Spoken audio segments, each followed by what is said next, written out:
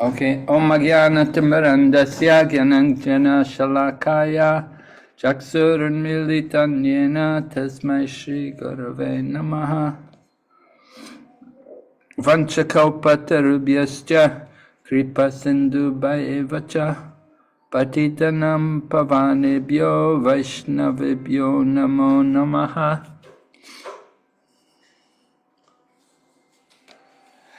Please don't come in here, I'm giving class. Yeah, I was attending the class. Huh? I'm the student of the class. They said we can come to 607. Oh, I don't know. It's on Zoom. You're not listening on Zoom?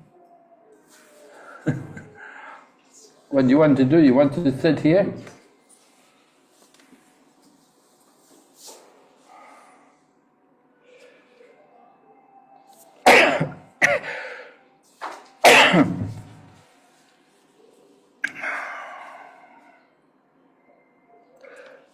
Oh, Krishna. Let me see, where is it?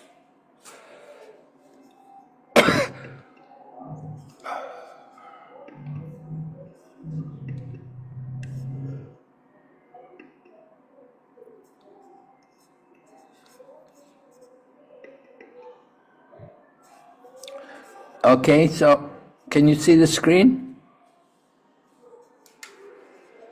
Yes, Maharaj. Yes, Maharaj. Yes, Maharaj, yes. Yeah, I put the verse on the board, on the screen. We want to go through the text tonight, so we can chant the verse, first verse. This is, of course, one of the memorization verses for the Nectar of Instruction course. Right? You can chant. Someone like to chant for me? Yeah? Hare Krishna, Maharaj. You go ahead. Can I check? Okay. Yeah, please. Vachokam manasakrodhavegam jivavegam udara upasthavegam etan vegan yo vishayeta dhira sarvam apimam prithvim sashishyat. Okay, thank you very much. All right, so it's not a very difficult verse. You can see the verses explaining about controlling the urges. So I'll read the translation. A sober person who can tolerate the urge to speak, the mind's demands, the actions of anger, and the urges of the tongue, belly, and genitals, is qualified to make disciples all over the world. So I was just reading the commentary of Bhakti.V. Thakur on this verse, and Bhakti.V. Thakur points out, he said this first verse is meant for householders, and it's meant to, as a guideline before they renounce householder life. They should first of all have this kind of qualification. Of course, none of you are thinking of renouncing householder life, but you might like to know that this was what Bhakti.V. Thakur said. This is a qualification for renouncing householder life. You have to tolerate the urge. The three urges are mentioned: the urge to speak, the mind's demands, and the actions of anger.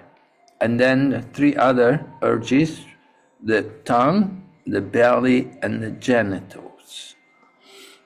All right, so Prabhupada's purport is very interesting, and he begins describing about Maharaj Parikshit putting questions to Sukadeva Goswami in the 6th canto of the Srimad Bhagavatam.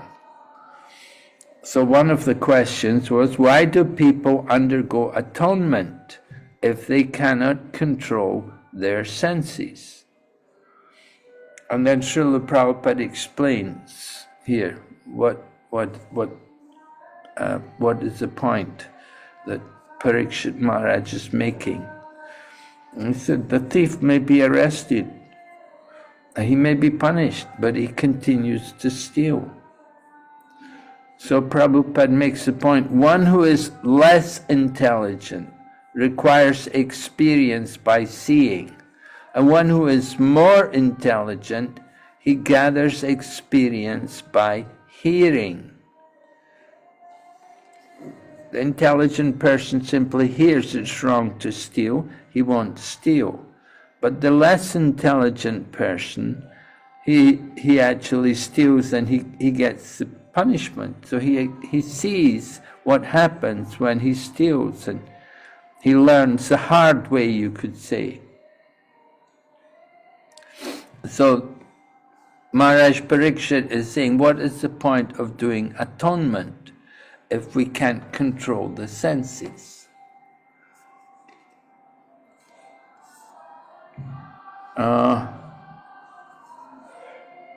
Prabhupada talks more about the sinful person. He steals or does some crime, he's put in jail, and sometimes he will get out of jail and then he'll continue to do the same crime and go back to jail again.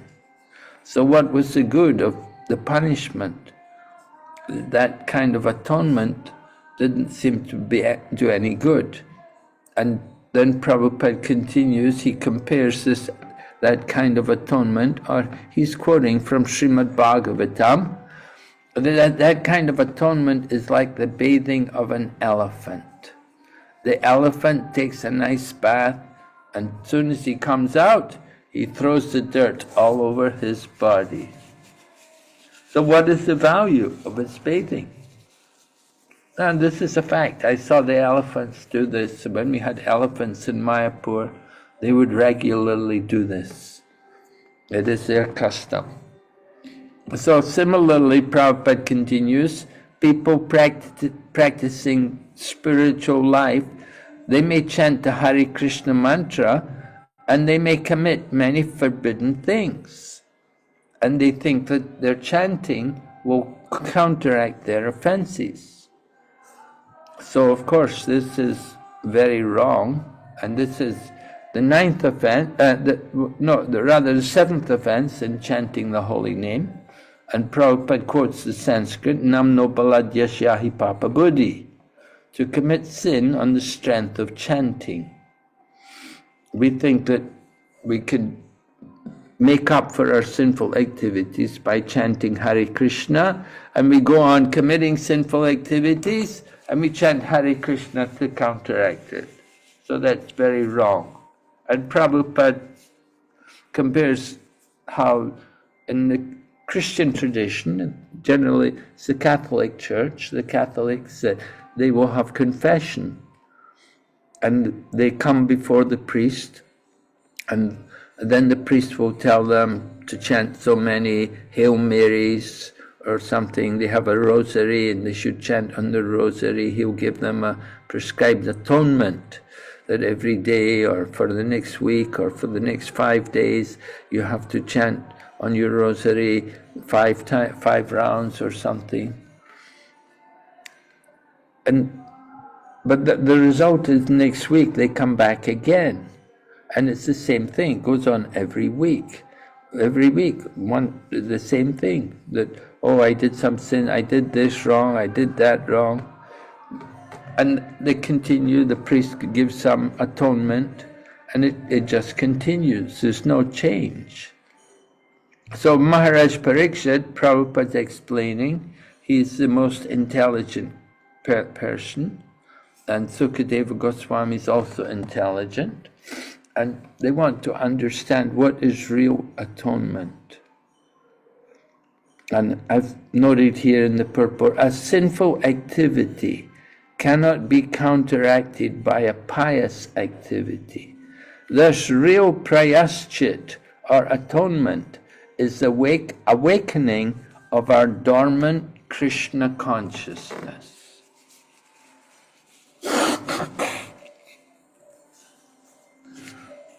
So, sinful activities.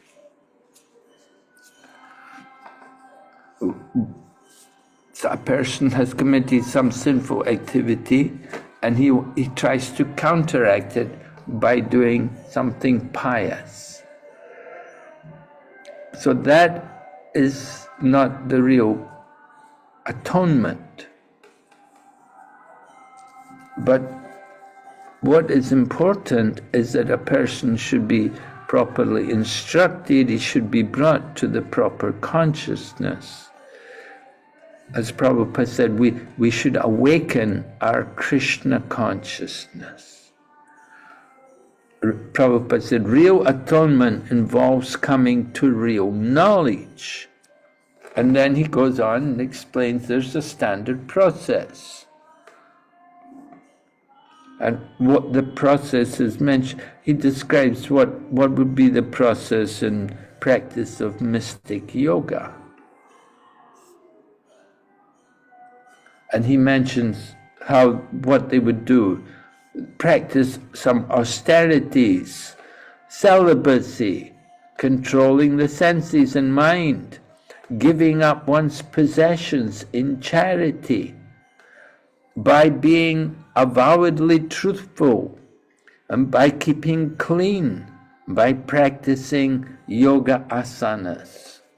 So these are all different ways in which one could come to the higher platform of knowledge. That's that part of the atonement process, to bring one to real knowledge. But Prabhupada says, there's another process. If one is fortunate enough, he can get the association of a pure devotee. And then he can easily surpass all the practices for controlling the mind.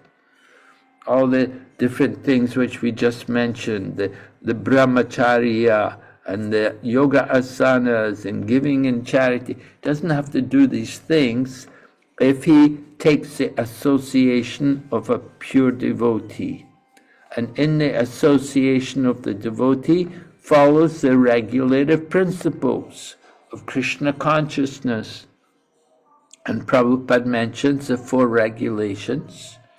So one has to follow these 4 principles, and this way he's avoiding sinful activity. And then he adds also, they have to also engage in the service of the Lord under the direction of the bona fide spiritual master. This easy process is being recommended by Srila Rupa Goswami. Right? So Rupa Goswami, he is giving us in this first verse, he's giving us like the staircase up to the temple of Bhakti. These instructions which are given in this first verse, they do not constitute Bhakti, but it's bringing us so that we're ready for Bhakti.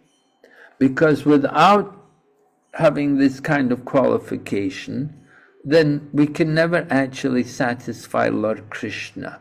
We can never actually engage in real Bhakti, so long as we're influenced by anger and the uncontrolled mind and senses and the lust and the anger and the greed.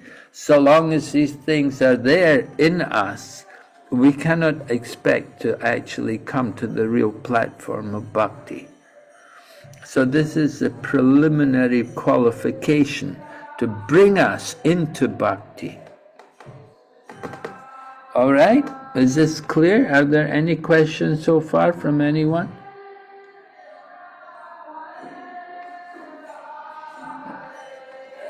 If there, did you close the door? Yeah? They're so loud. Hare Krishna, Guru Maharaj. Yes?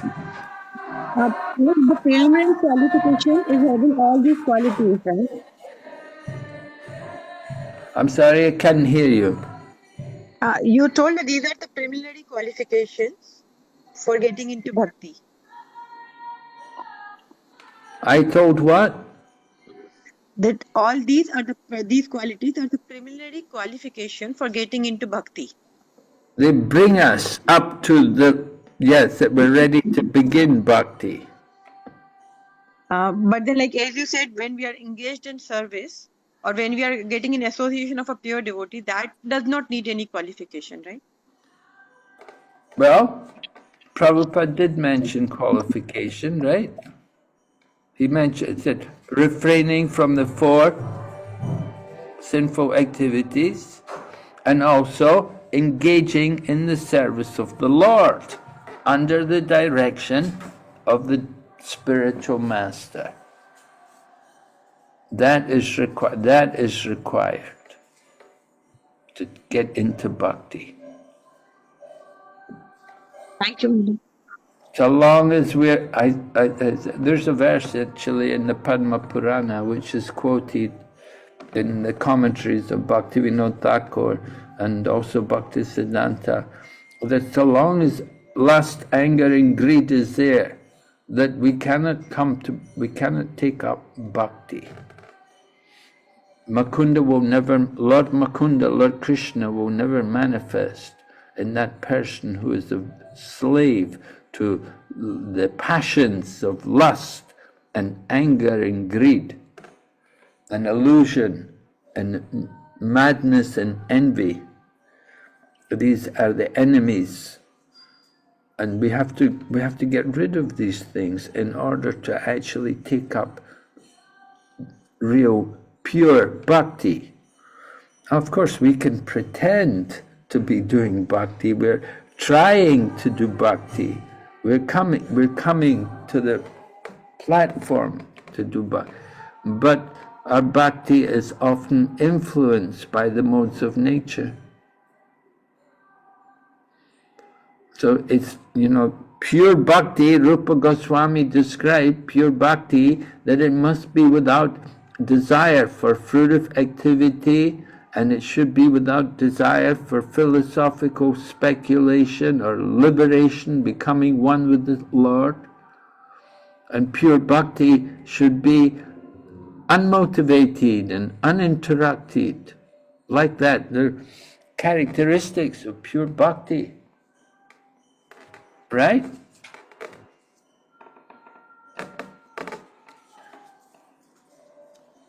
So we're learning about the preliminary qualification for taking up bhakti.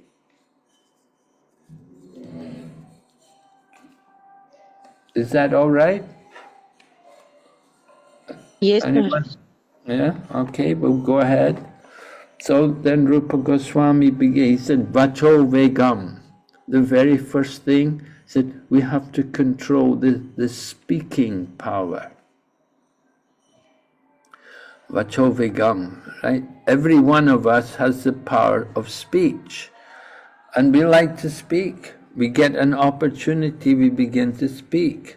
And if we don't speak about Krishna, we speak about Maya. And Prabhupada talks about the frog or the toad in the field is croaking. And the same way everyone has a tongue, and we're like the croaking frog. We're simply inviting death. Just like the toad in the field is croaking, and the snake is listening, and he knows, oh, there's my meal. And he simply goes and he gets the frog, he eats the frog. Because their croaking brought the snake. And similarly, in the material world, materialistic people, we're also talking so many things, and our talking is sometimes like the croaking of the frogs. Particularly the Mayavadi philosophers, they can be compared to the croaking of frogs, because they're always speaking nonsense. They're speaking nonsense philosophy. So, controlling speech, Prabhupada mentions, controlling speech does not mean monavrat. It does not mean taking a vow of silence. Some people do that. Mayavadis often do that. They take a vow of silence. And Prabhupada said it may appear, or it's helpful for some time, but within the mind there's so many thoughts. I remember we went to, I was distributing literature. I was traveling in India, and there was this one cave, and we went to see what was in the cave, and there was one sadhu there.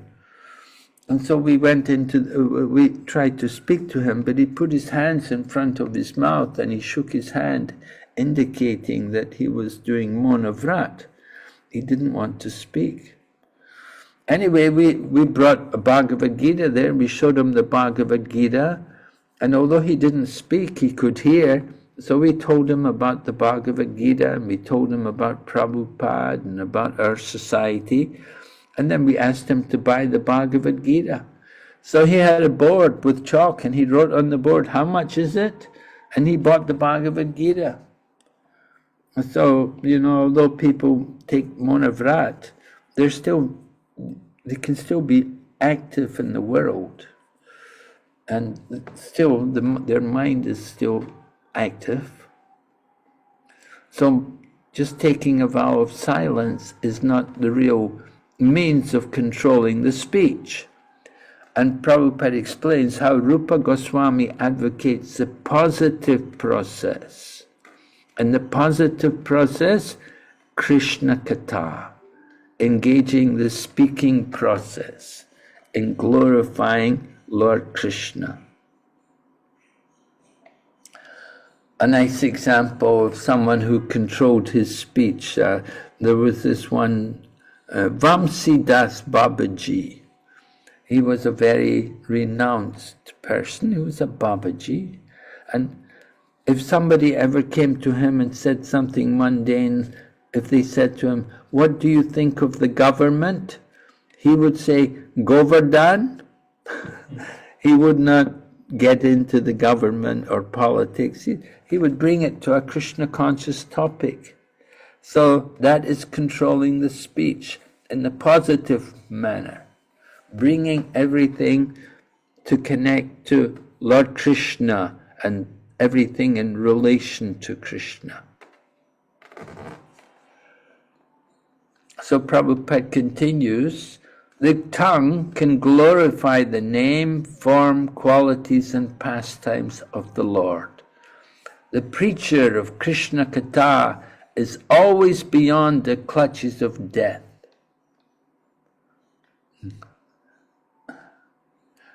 This is the significance of controlling the urge to speak.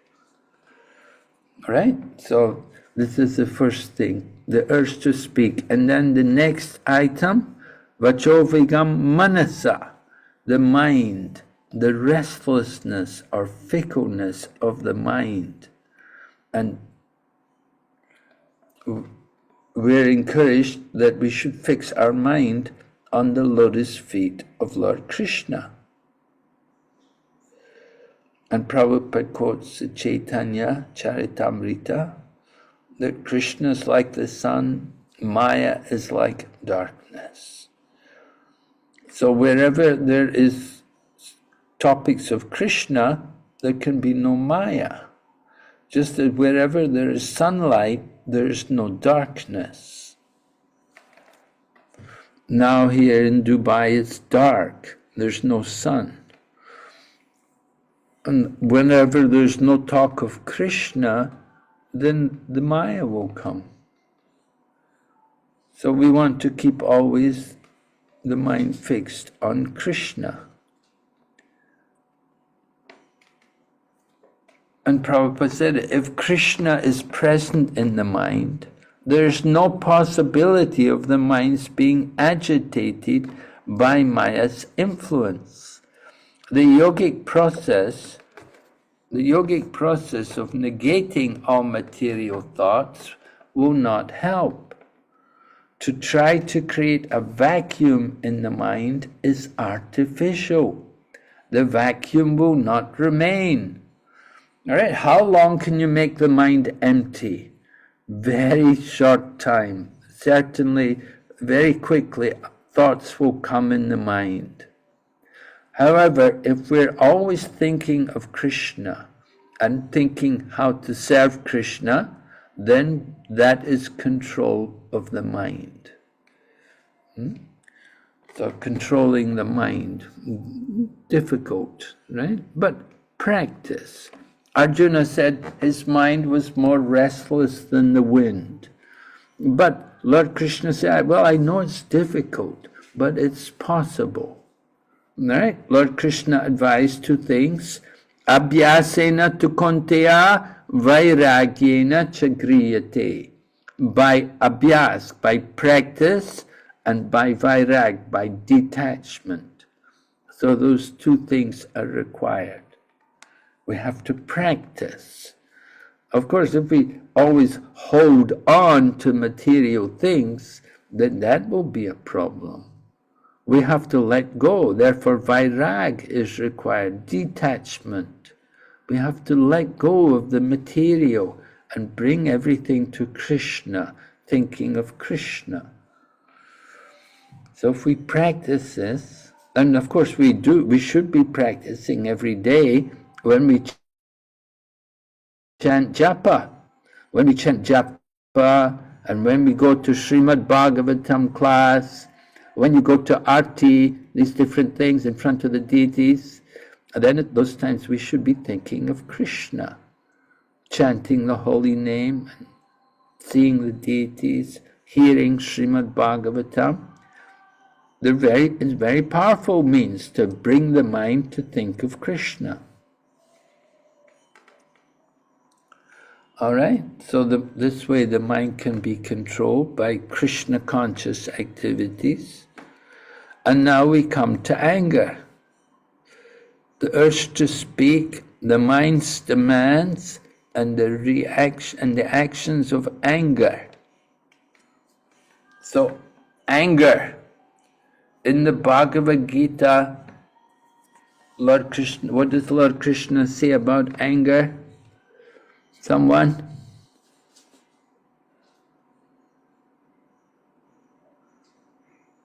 Tell me something about anger. What does Lord Krishna have to say about anger in the Bhagavad Gita? Krodhat bhavati sammoha. Okay. And sammoha. Can you give me the English, please?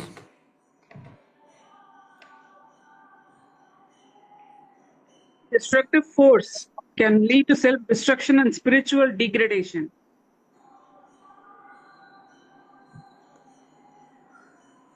From anger comes delusion.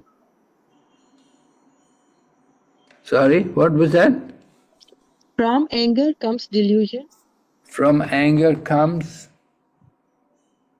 Maharaj, in Bhagavad Gita, Krishna says, no, anger is basically out of your desires. Because when your desires are not fulfilled, you get frustrated and you get angry. Yes, while contemplating the objects of the senses, a person becomes attached to them. From such attachment, lust arises, and from lust comes anger. Because the lust is not satisfied, we didn't get what we wanted, so we become angry.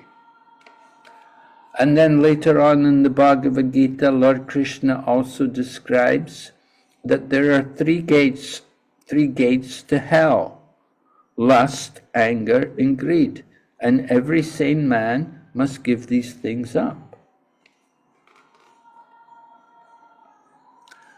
So Srila Prabhupada writes, we cannot stop anger altogether, but if we simply become angry with those who blaspheme the Lord or the devotees of the Lord, then we control our anger in Krishna consciousness. And Prabhupada gives the example how Lord Chaitanya became angry with Jagai and Madhai.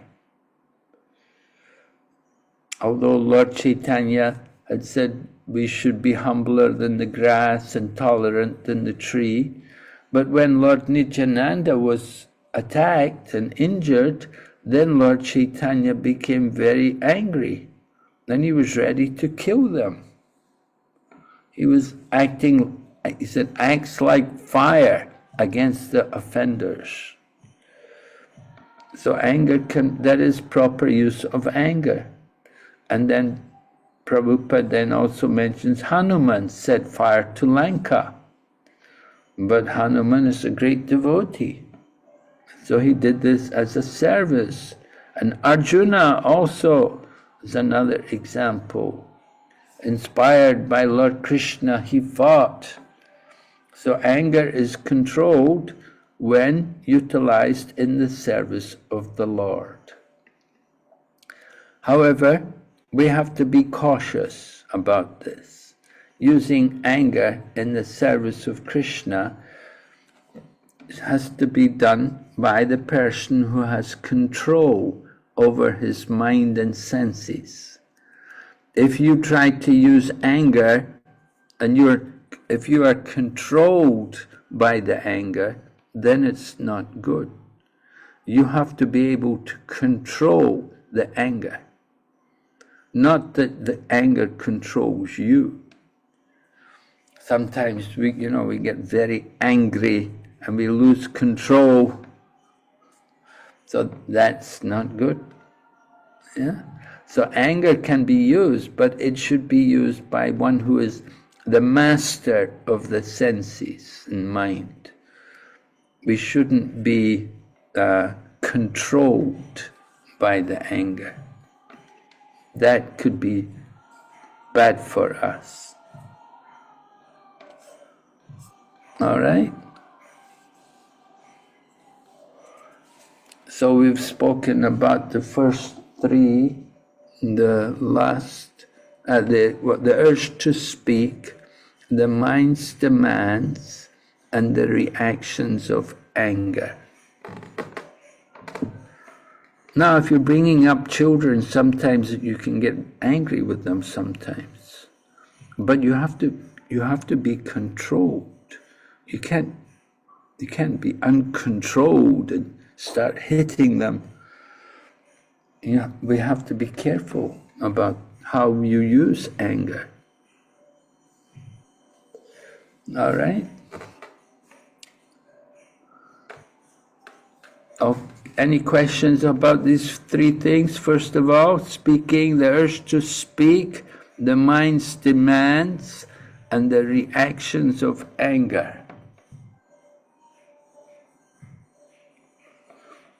Everyone's competent to control these things? The three urges? We hope you don't have the urge to get angry too often. A lot, Maharaj. Yes? And the toughest to control. Yes, I'm sorry, your voice is not clear. Is it clear now? Yes. Yeah, anger looks the toughest one to control, Maharaj. Anger is difficult to control. Yes, I agree with you. It is difficult. And if we're having difficulty to control it, we should avoid trying to use it. Right? Otherwise, we're controlled by the anger. Better to avoid it.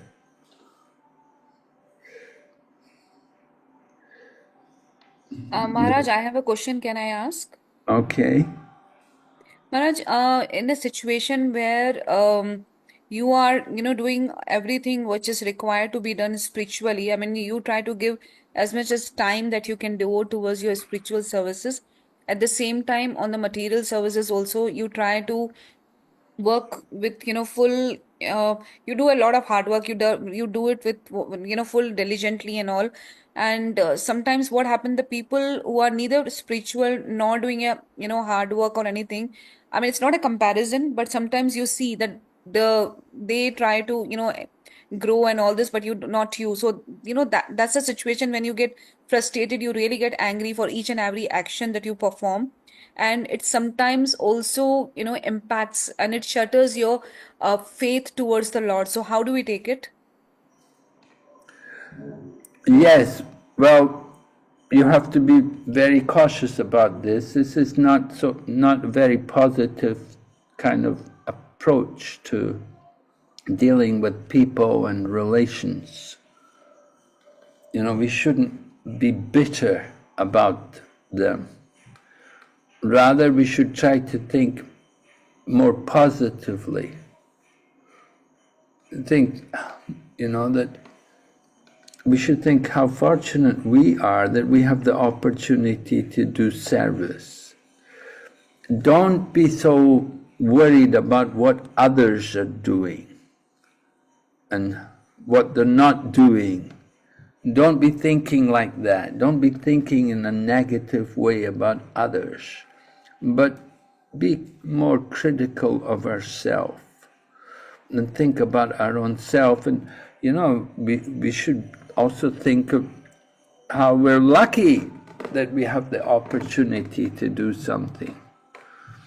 But don't be negative. Don't be looking at other people and say, oh, they're not doing this, they're not doing that. You know, we have to be cautious about that. That's not a very healthy approach.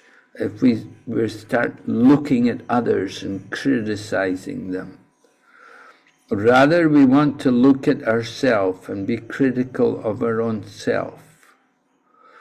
We don't want to get in that mentality of looking down on others and being critical of them.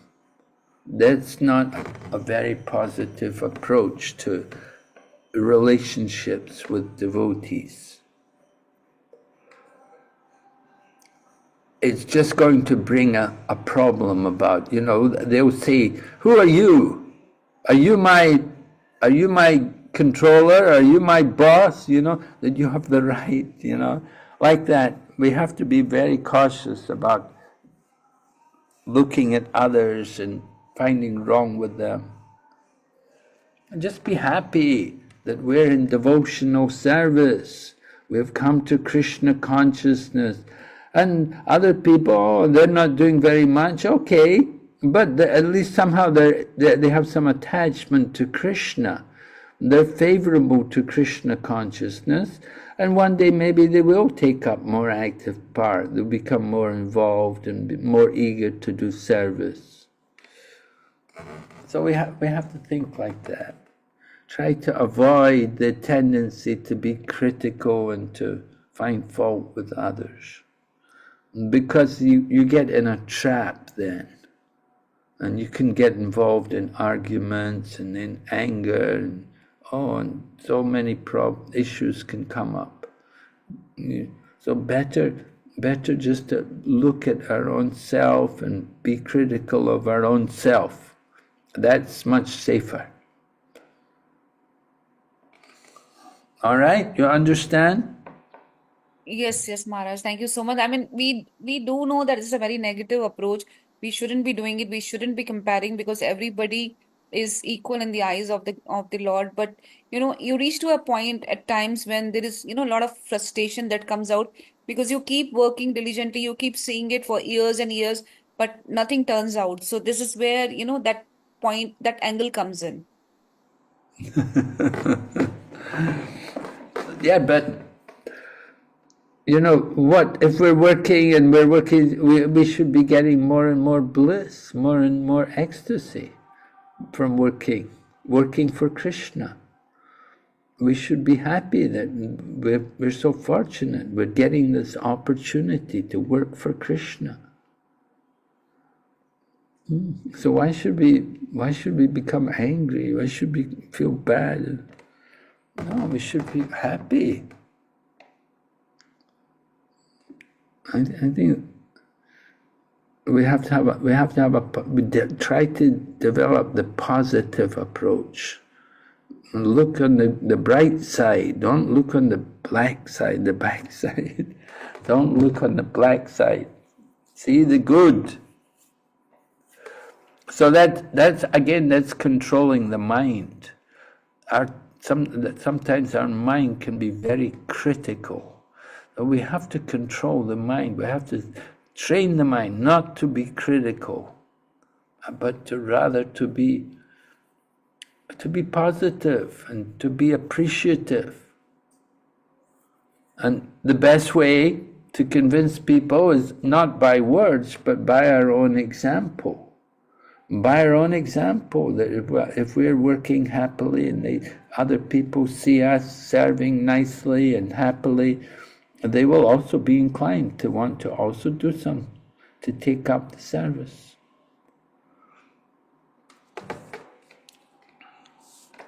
And if they're not inclined, okay, don't worry about it. There's other people, there's opportunities for other people. Find some other people, you know, who do want service. There's always people who would like to be engaged, you know. We were doing a book fair, some time ago it was now, in Singapore. And we were doing a book fair, and right next to us there was this Christian group. And they put up a big sign, "We need volunteers." And they got so many people all coming, "I want to volunteer, I want to help, what can I do, give me something." And they got, and I thought, my goodness, this is we should be doing that also. We need volunteers. You know, put a sign up, you know, just say, we need volunteers, please come and help, take up some service.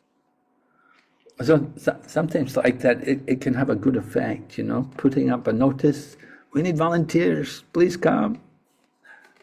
Well, it's much better than say, "Why don't you do something? You're sitting there doing nothing, you're lazy," you know.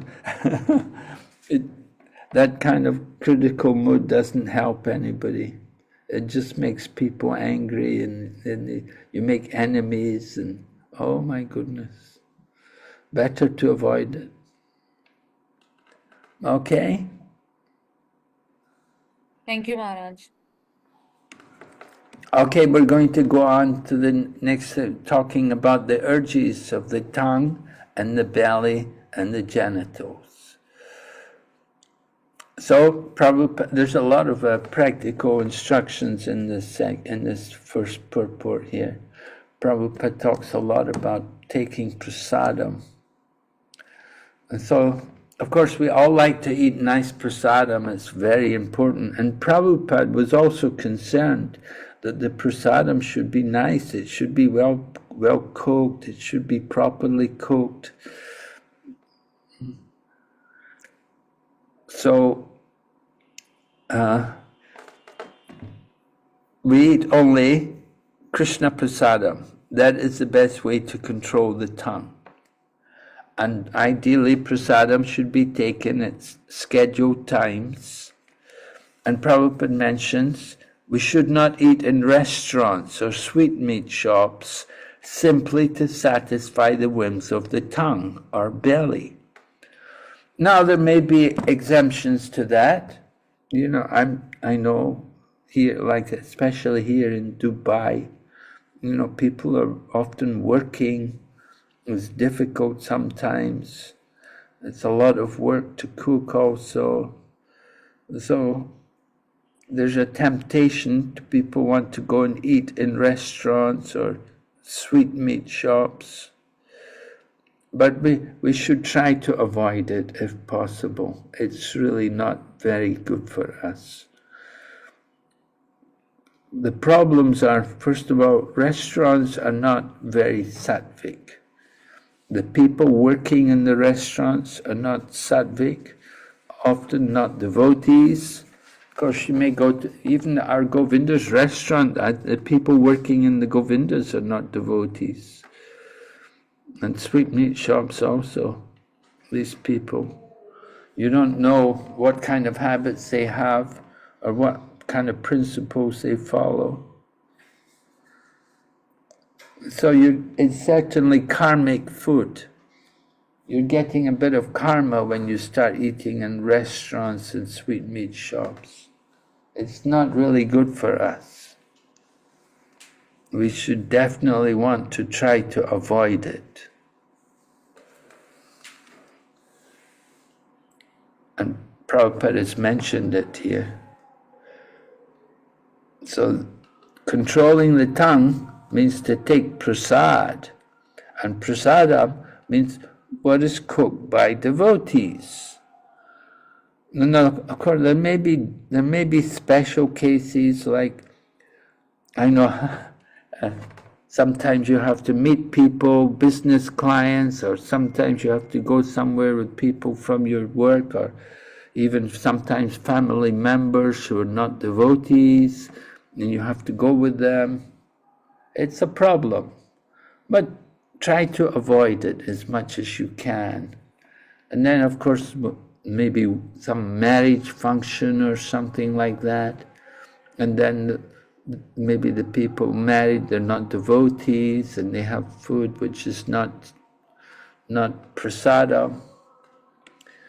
So we try to avoid these things.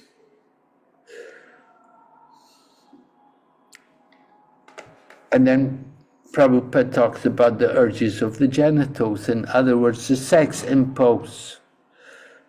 So there's sex can be used legitimately and illegally, right? A legitimate use of the sex is for producing God-conscious children. And we're very happy when a couple want to have a child, and certainly we bless them and we encourage them, perform the Garbhodan Samskar, chant your rounds, and try for a child. And we want, by performing the rituals in the proper way, by chanting the extra rounds and by doing Garbhodan Samskar, then you can attract a pure soul into the womb. And you get a pure soul taking birth in your family. Then it's very easy for them to grow up to be devotees. And we want those kind of children. They're the future of our Krishna conscious movement. Children born in the family of devotees, from their very childhood, they can grow up to be devotees. So they have a great opportunity to go on. Jayapataka Swami's talking, he was quoting Prabhupada, he said, we need children who will become acharyas, right? So you give birth to a child should go on and become an acharya. He should become one of the leaders in the Krishna consciousness movement. So that is proper use of the genitals. And we need many Krishna conscious children for this purpose.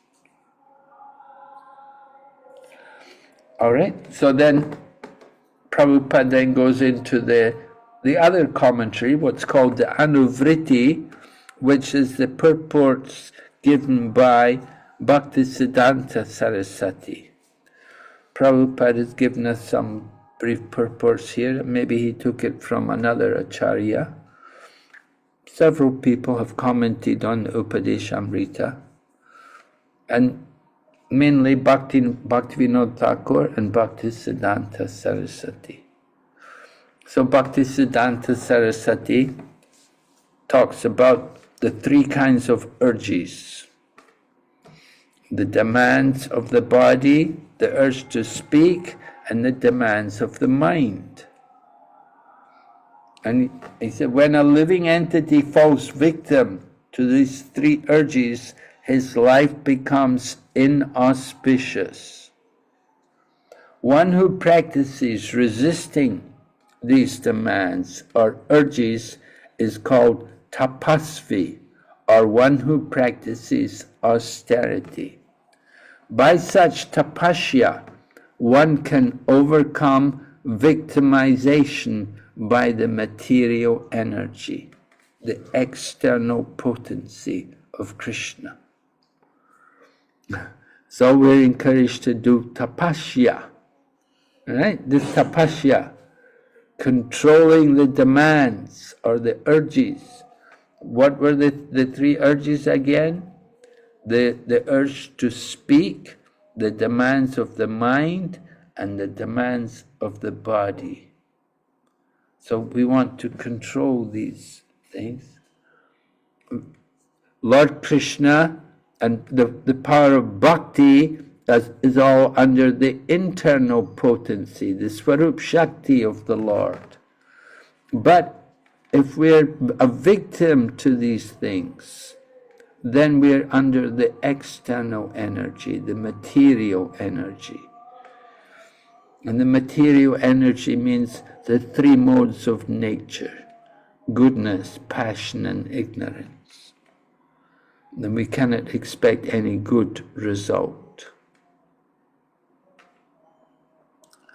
So first of all, the urge to speak.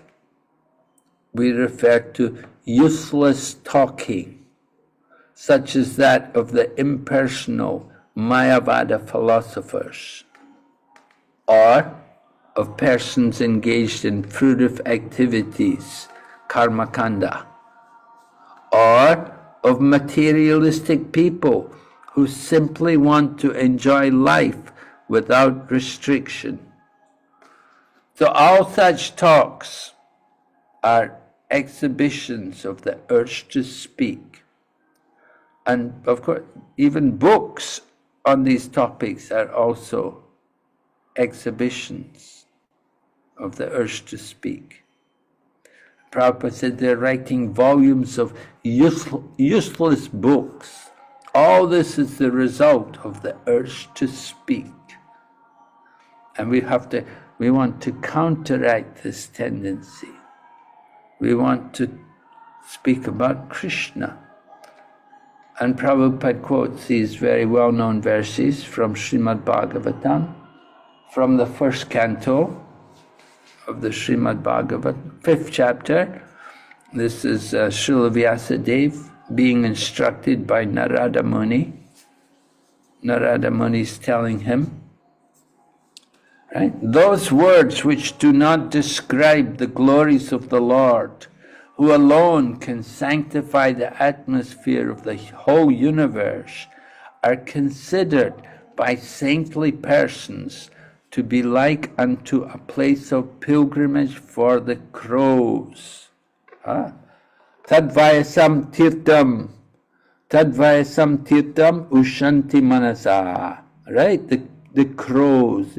Vayasam tirtam. Tirta, the place of pilgrimage. Vayasa, the crow. So the place of pilgrimage for the crows. This is the nature of anything which does not glorify the Supreme Lord. Since all perfect persons are inhabitants of the transcendental abode, they do not derive any pleasure there. Right? There's no pleasure in going to the garbage. The crows are there in the garbage. Their pleasure is there, the place of pilgrimage for the crows, the garbage. Although any sane person won't get any pleasure there. However, in contrast, on the other hand, that literature which is full of descriptions of the transcendental glories of the name, fame, form, pastimes, etc., is a different creation, full of transcendental words directed towards bringing about a revolution in the impious lives of the world's misdirected civilization. Such transcendental literature, even though imperfectly composed, are heard, sung, and accepted by purified men who are thoroughly honest. Srila Prabhupada quoted this verse in his preface to Srimad Bhagavatam. So Prabhupada continues, the conclusion is when we talk about devotional service to Krishna, then we can refrain from useless, nonsensical talk. We should always endeavor to use our speaking power solely for the purpose of realizing Krishna consciousness. All right, it's a challenge. There's so many people, not devotees, and they will come to you and try to deviate your mind, talk some mundane thing to you. And we have to tolerate these kind of things, and at the same time keep our mind fixed on Krishna. We have to endeavor to remember Krishna. So it's a challenge. We have to practice, but we can do it. Abhyasena tu kontiya vairagi. Practice and detachment. So practice hearing Srimad Bhagavatam. Practice chanting the holy name. Practice serving Krishna. And detach ourselves.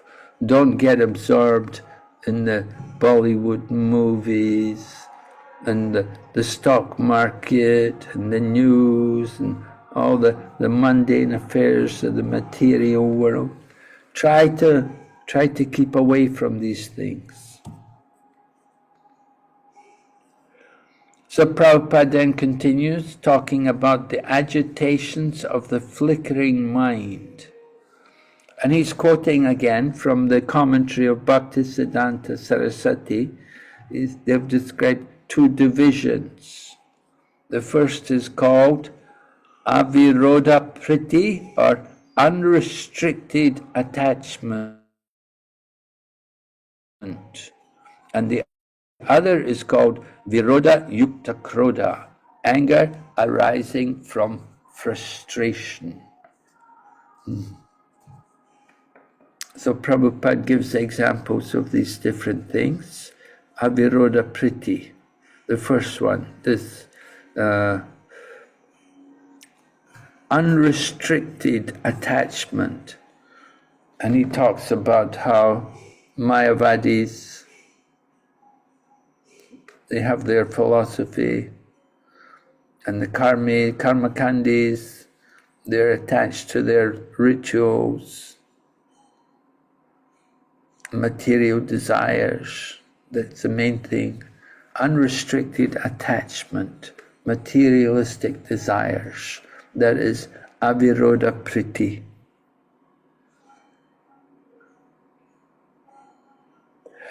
And then the other type of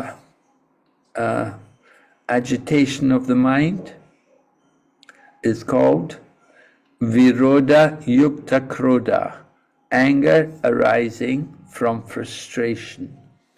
And Prabhupada tells us what happens. He says, we make plans, conditioned souls, we make plans, and when we cannot fulfill the plans, then we become angry.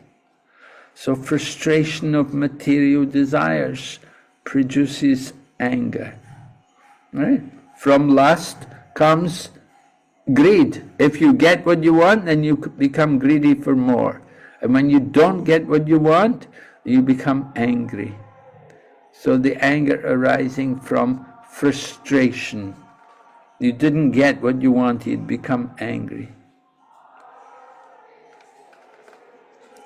So these are the two types of agitations of the mind. And then the demands of the body. Again, the three in a straight line. The tongue, the belly, and the genitals. So Prabhupada discusses about this. Actually, Bhaktisiddhanta Saraswati also, in his commentary on this Upadeshamrita, he also had quoted all of these things. And Prabhupada similarly has put them all here. Important. That how to, first of all, the demands with the tongue, controlling the tongue. And the main activity of the tongue, of course, is eating prasadam. It's very important, we have to eat prasadam. But we should be careful. It shouldn't be sense gratification. When we eat prasadam, we should honor prasadam. We should take it in a proper manner. So Prabhupada quotes the song which Bhaktivinoda Thakur had written, which we like to chant before we take prasadam. If you take prasadam in the association of devotees, Generally, we will sing this, Sharira Vidyajal. It's very nice to, when you're together with the devotees, you take prasadam together, and first of all, we sing this song. And even if you're taking on your own, it's nice to also say this song. Bhaktivinoda Thakur wrote this song because he's concerned that when we take prasadam, although we have offered the food to the deity, we often have a material conception of it.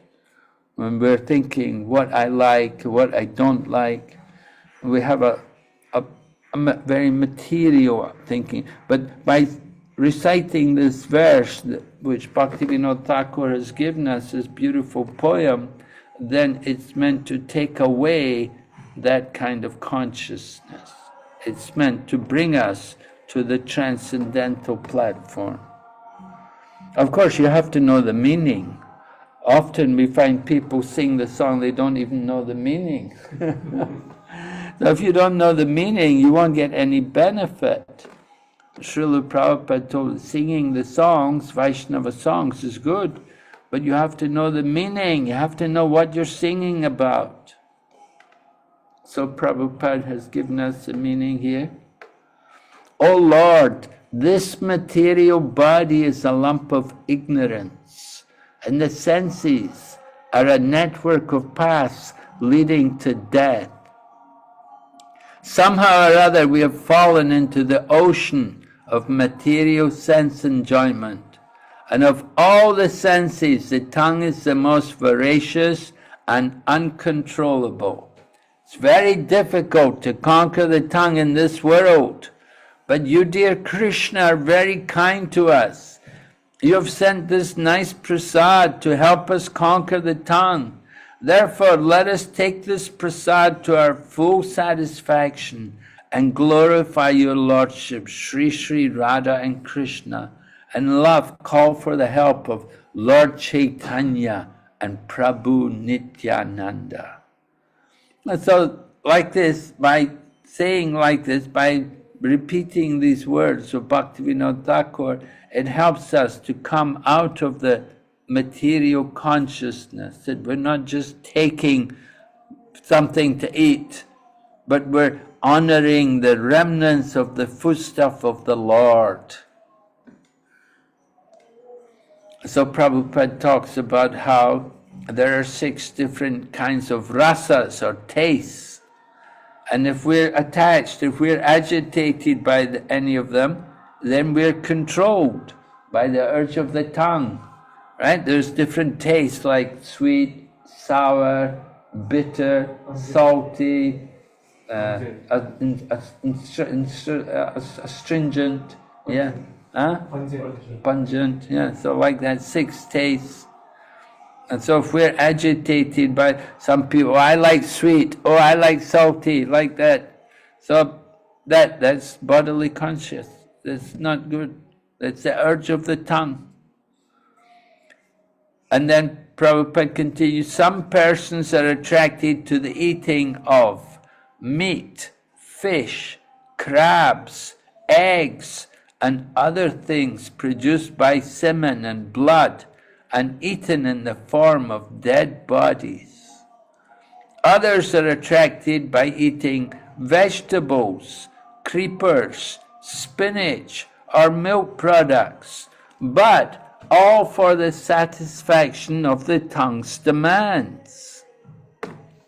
Such eating for sense gratification, including the use of extra quantities of spices like chili and tamarind, is to be given up by Krishna-conscious persons. So, you know, devotees, especially South Indian devotees, usually, they like very much tamarind and chili also. Now, a little, Prabhupada also liked a little chili, but chili is good for digestion, but shouldn't be too much. It shouldn't be excessive quantities of it. People, They say without all the chili, and then they say no taste, and no taste. They don't feel satisfied. They don't like to eat even if there's no taste. So this is the control of the tongue. We have to be careful or try to overcome it. So then Prabhupada talks about other things which are not good. Pan, haritaki, betel nut, and then pan making, spices, tobacco. Prabhupada mentions LSD, marijuana, opium, liquor, coffee and tea. He mentions all these things, and he mentions coffee and tea along with them.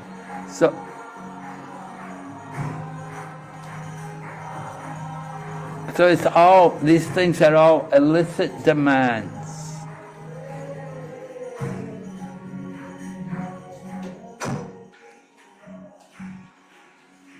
Thank you, Prabhu. So I know many devotees, they're still drinking tea, even they've been in the movement for many years. They just can't give it up, and they never really tried, I think. But you know, we should really try to overcome these things. Some people tell me they cannot get up in the morning without a cup of tea, you know. Decaf. Huh? Decaf. Yeah. Decaf. Coffee. Coffee also, yeah. So we should try to conquer over these things.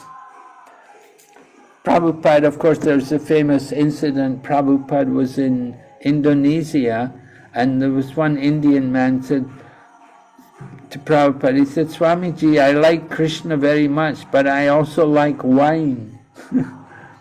So Prabhupada told the man, he said, well, when you drink wine, you should think the taste of the wine is Krishna.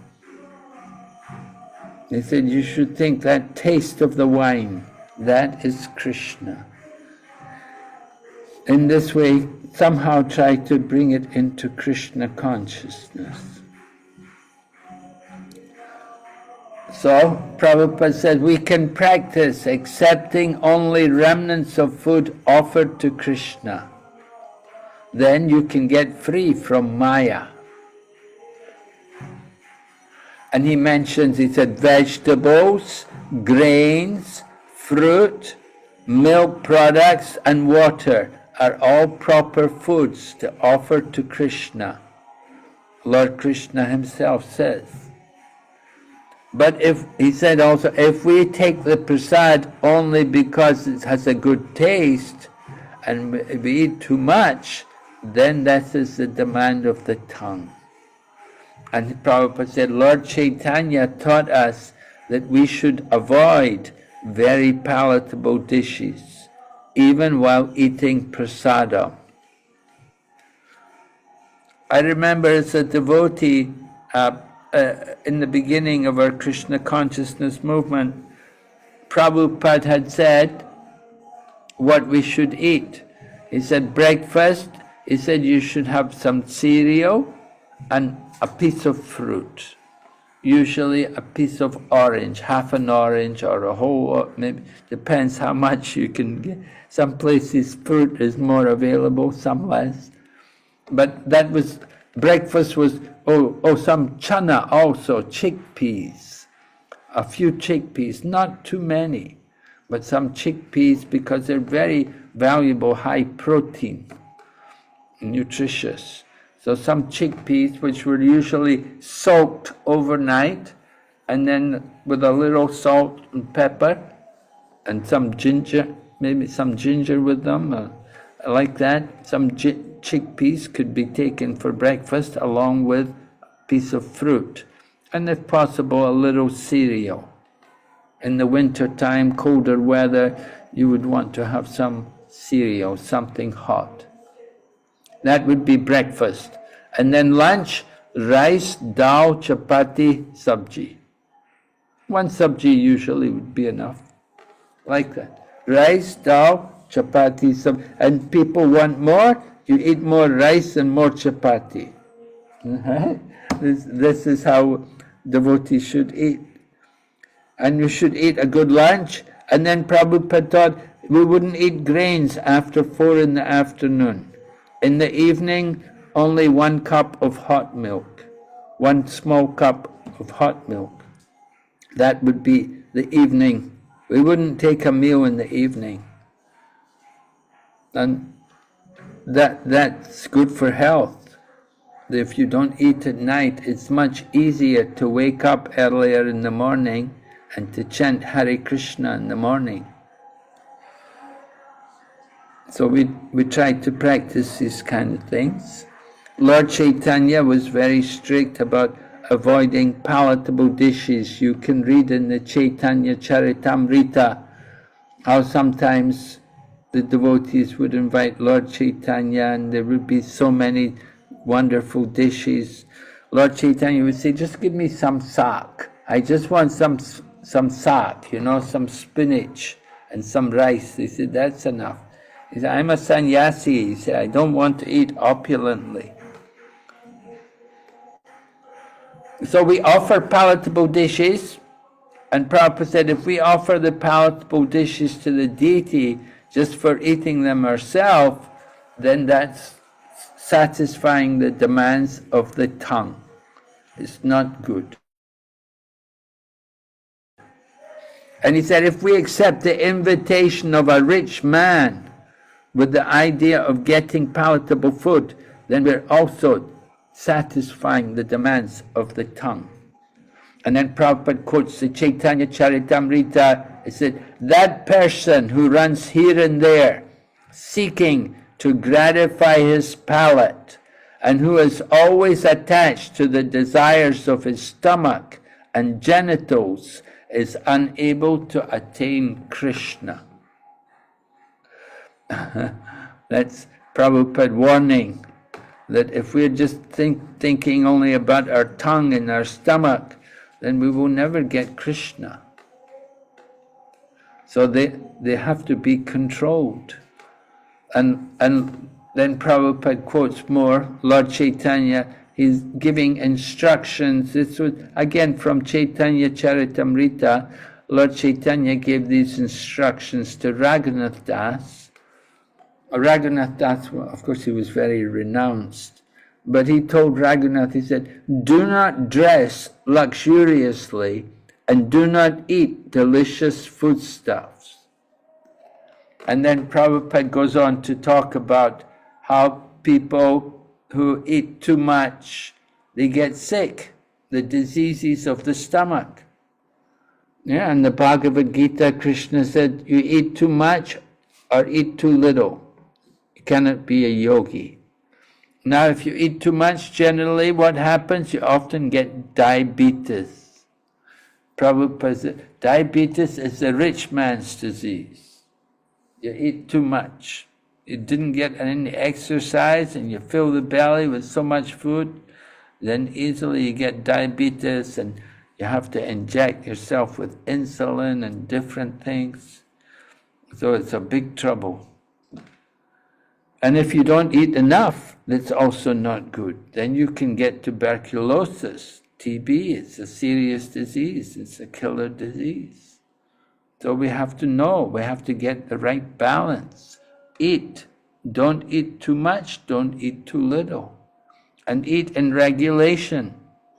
And better is to eat, the Ayurveda says the sun rises, the power of digestion increases. And as the sun starts to set, then the power of digestion reduces. So that's why we don't like to eat in the night. It's not good. We had one Chinese doctor come to treat Srila Jayapataka Swami Maharaj, and the Chinese doctor said, I can cure any disease if you won't eat after 2 o'clock in the afternoon.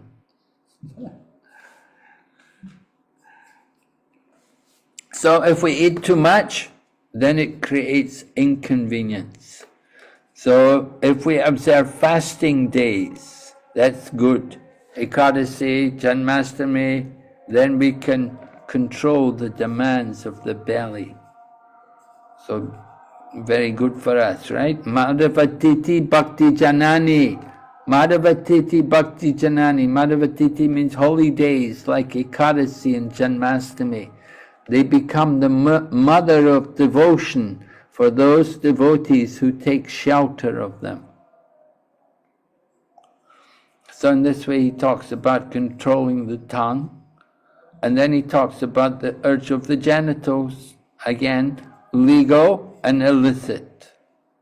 When a man is properly mature, then he can marry, and he can use his genitals to beget nice children. That is legal and religious. Somebody just asked me today, if a person doesn't have sex, is he living in the material? Can he live in? Is he living in the spiritual world? Not necessarily, of course, but sex can be also spiritual. We use it for the service of Krishna. And Krishna says, I am that act which is not against religious principles. So a devotee avoids illicit sex. And Prabhupada said, these instructions apply not only to householders, but also to those who are in the renounced order of life. And then Prabhupada quotes Jagadananda Pandit, my dear brothers, you are in the renounced order of life and should not listen to talk about ordinary worldly things, nor should you talk about worldly things when you meet with others.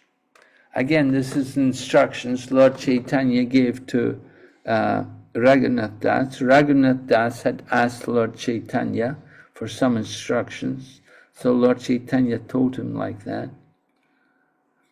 And he said, do not think of women even in dreams. You have accepted the renounced order of life with a vow that forbids you to associate with women. If you wish to associate with Chaitanya Mahaprabhu, you must always remember the incident of Chota Haridas and how he was rejected by the Lord.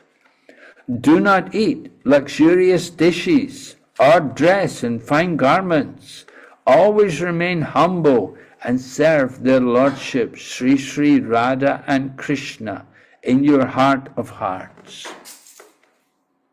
So the conclusion is that one who can control these six items, speech, mind, anger, tongue, belly, and genitals, then he is called a Swami or Goswami. So generally we think Swami or Goswami, this is for people in the renounced order of life.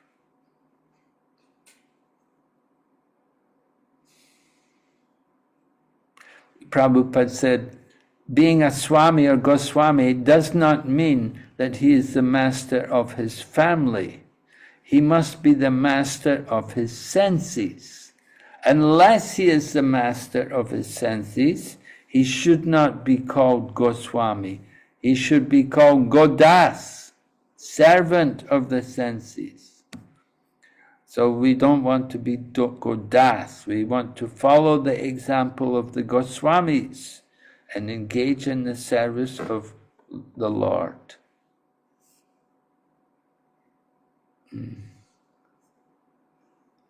And then Prabhupada then quotes Prahlad Maharaj.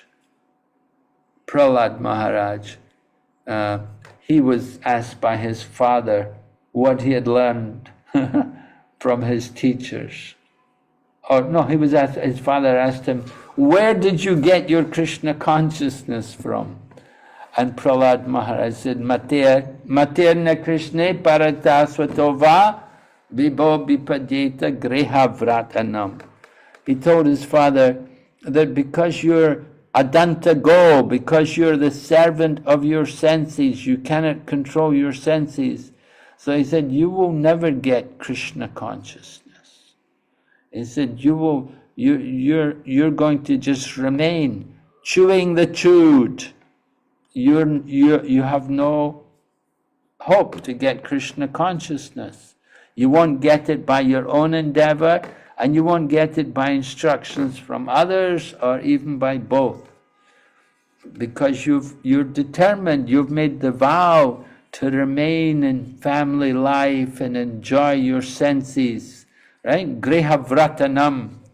So you're not going to get Krishna consciousness. Prahlad told his father, you don't have to worry. There's no way you'll become Krishna conscious. Your senses are uncontrolled, and they're going to drag you into the darkest region of ignorance.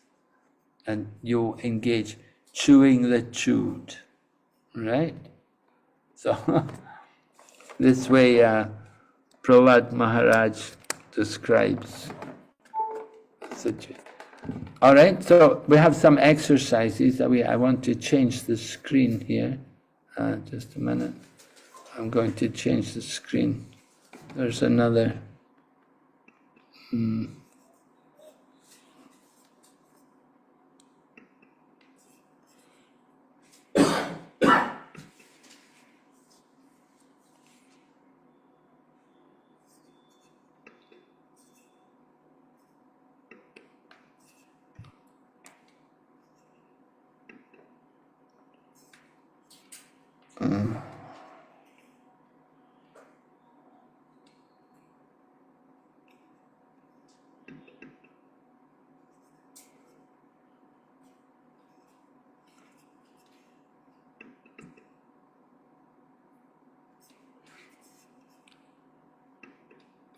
Are you able to see the slide? Yes, Maharaj. Maharaj.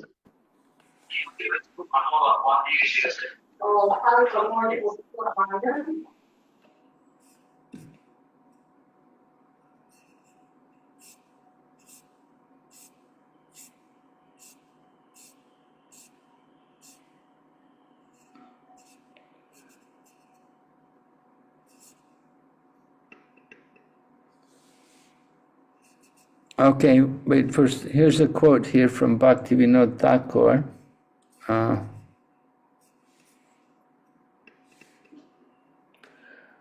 The devotees are intent on yukta vairagya, and thus they remain aloof from dry renunciation. Therefore, the regulation to abandon all contact with the sense objects does not pertain to them. It's an important point to understand, because the mystic yogis, the other Mayavadis and so on, Buddhists and so on, their program is to avoid the senses. It's all sense gratification, and try, don't taste anything, don't see anything, don't hear anything. But that's not our program. Our program is yukta vairagya, which is to utilize everything in Krishna's service.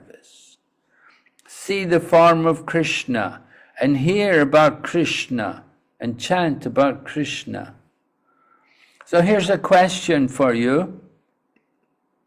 See if you can, let's see what kind of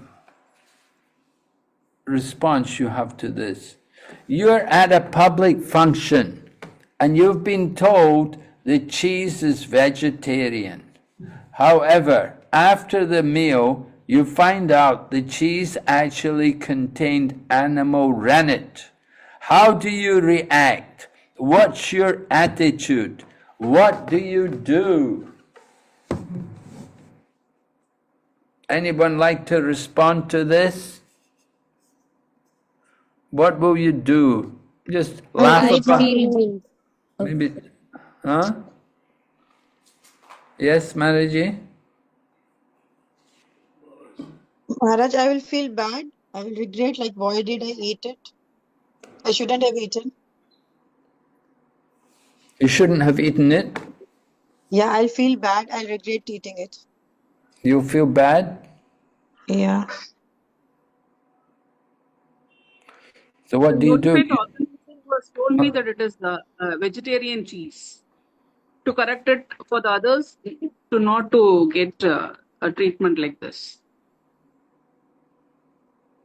I didn't get the first part. What were you saying? I will notify the organizer who was told that the cheese is a vegetarian.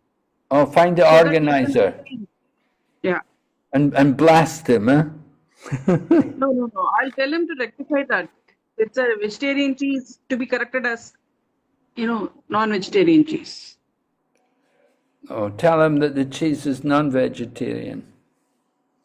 Well, the organizer. Maharaj, can I say? Yeah? I feel guilt, and from next time I have to be more aware. I have should not eat again. Huh? Next time, vow not to eat at all. Yeah, next time, be more careful, right? Next time you don't take cheese. Or you don't eat out. You see, this is the problem, what happens when you go eating out. That we don't know, some people are not so careful about these things. Hare Krishna Maharaj, if I may say. Yes? Firstly, I would avoid eating outside, just like you mentioned from the teachings of Srila Prabhupada and Krishna consciousness. However, if due to some, obligations I have to eat, then of course I eat this cheese mistakenly because I was told it's a vegetarian dish. So I would firstly ask for forgiveness from Guru Maharaj and of course Krishna. And secondly, I would pass on this message to other devotees who haven't eaten at this point in time, just to be careful and don't make the same mistake like I did. And I'll move on from there. Hare Krishna. I would be angry, but I have to control Yeah, my very anger. good. Yeah. Okay, yeah. You'd be angry, but you control your anger and pass on the word to others. Be careful that they told us it was vegetarian, but actually it had rennet. Yes, of course. Mm-hmm. Hare Okay. Krishna. Hare Krishna Maharaj, Dandavat Pranam. Yes. Maharaj, I just wanted to ask, like generally all the cheese have the cheese are the byproducts of the animal milk. Either it can be cow milk, goat milk, or any other animal. Generally in the industry, how they process. So this rennet is also like kind of enzyme they use in the cheese to coagulate the milk or to process the milk for the cheese. So does it become like we cannot have it in the Krishna consciousness, or it is a totally separate? What's he saying? Did you get that? Can you say loudly, Prabhu? Hare Krishna. Uh, Sorry, Maharaj couldn't hear. Can you say loudly, Prabhu? yes, Prabhu, yes. Basically, I wanted to say that cheese are generally the byproducts of all the animal milk. Like sometimes they are being processed by cow's milk, sometimes with the cow's milk.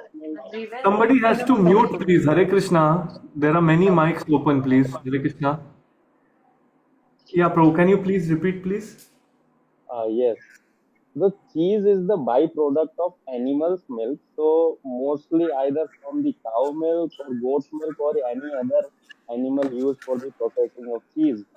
So the rennet is always used in the all kind of cheese processing to coagulate the milk or for the processing. So does it make we should be careful in the type of animal milk used in the processing of cheese, or what it should be? Means I am unable to get that. Please.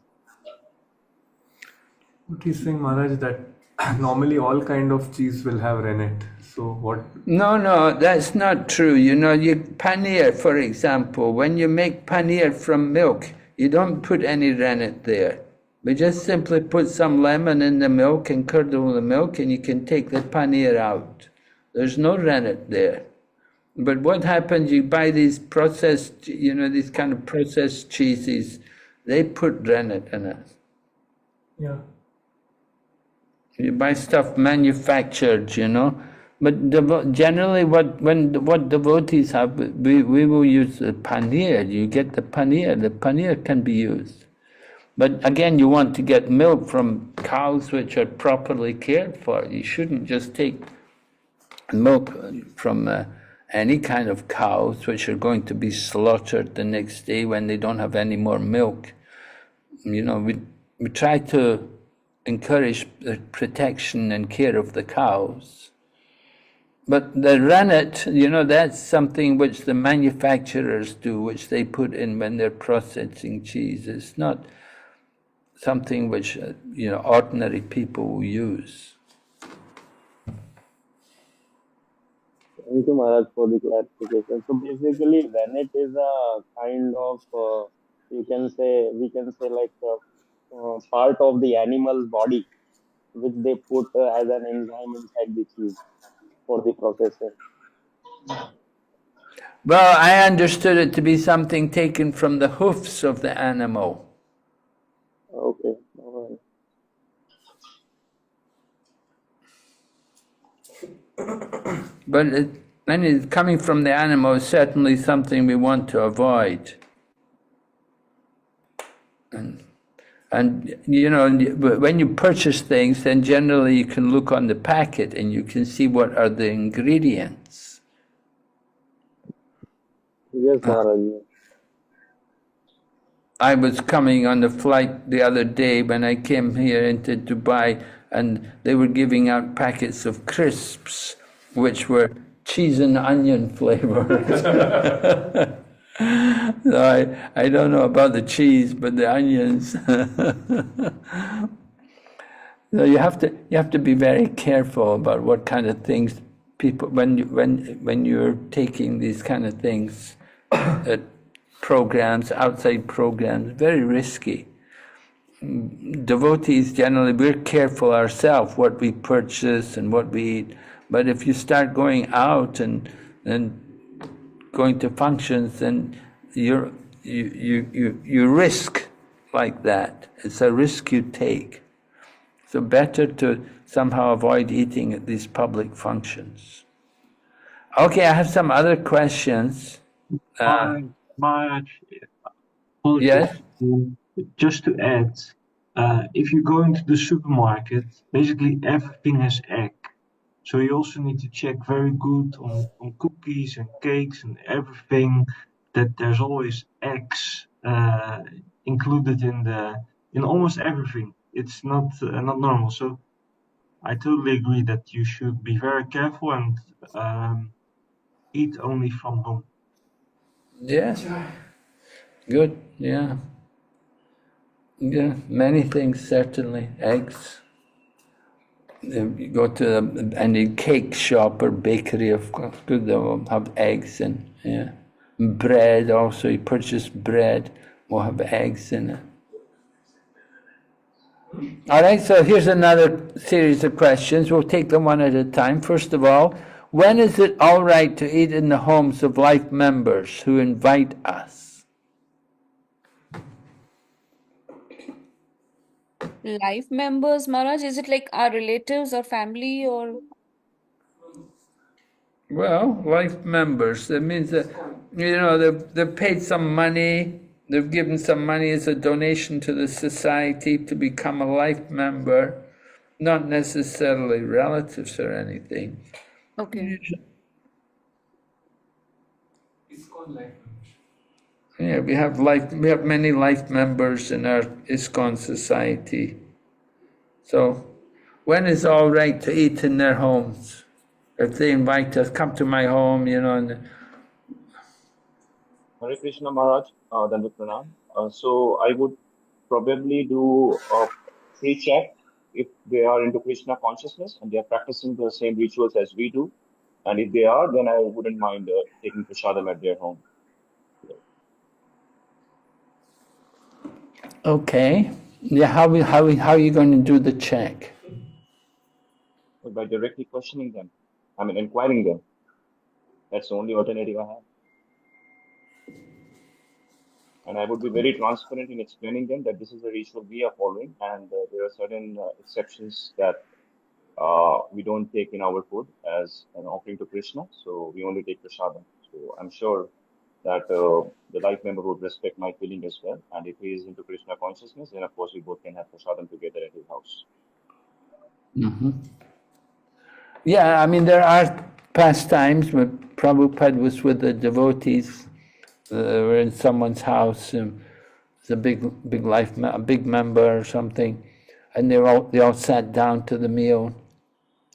And the devotee turned to Prabhupada and said, Prabhupada, there's onions in the sabji.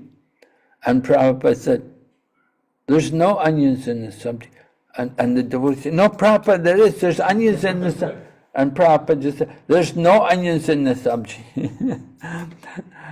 And so Prabhupada was telling the devotees, go ahead, eat it. But Prabhupada himself didn't eat it.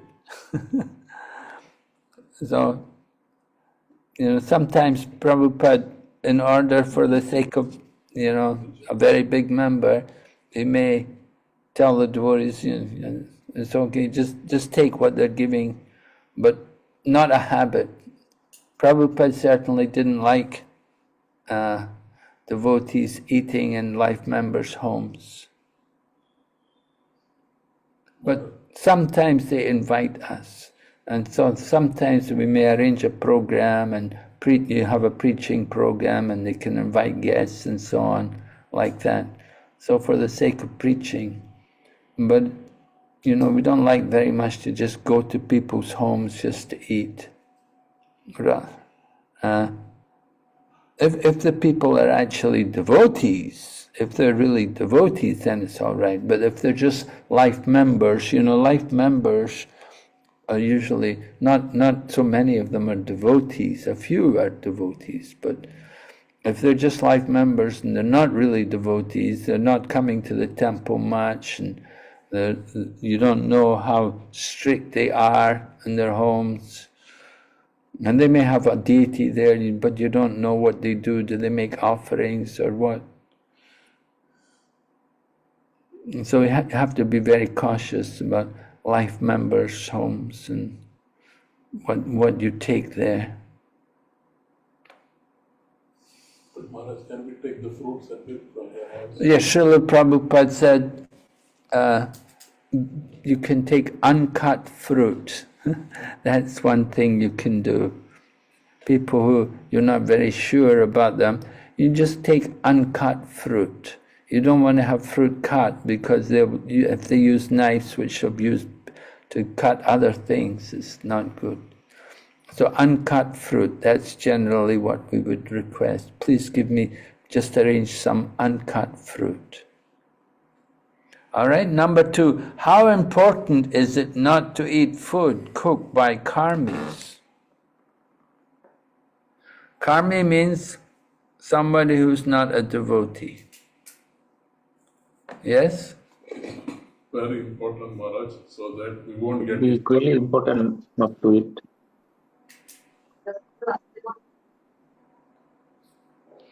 Yes, can you tell me what happens if you eat food cooked by karmis? If they are not devotees, they may even use onion, garlic. So better to avoid eating cooked by karmis. Well, they're not devotees, they're karmis. I said they're not devotees. Yeah, that's right. To avoid eating while cooked by karmis. Hare Krishna Maharaj, that is Pranam, if I may. They're not karmis, they basically, don't karmis offer discount. It is not a prasadam. It's not prasadam. Can we offer it ourselves? We can say, well, I'll offer it, While they are not devotees, maybe they will not follow the proper procedure to cook as a prasadam. Yes. So, well, we don't know with what fillings they have cooked the prasadam. Yes. Of course, it's not offered to Krishna. It's what we are assuming. And if it's not offered to Krishna, then we would have different fillings while cooking prasadam. So we are not sure in terms of their respective thoughts while cooking the food. So we would preferably avoid it. The food cooked by karmis.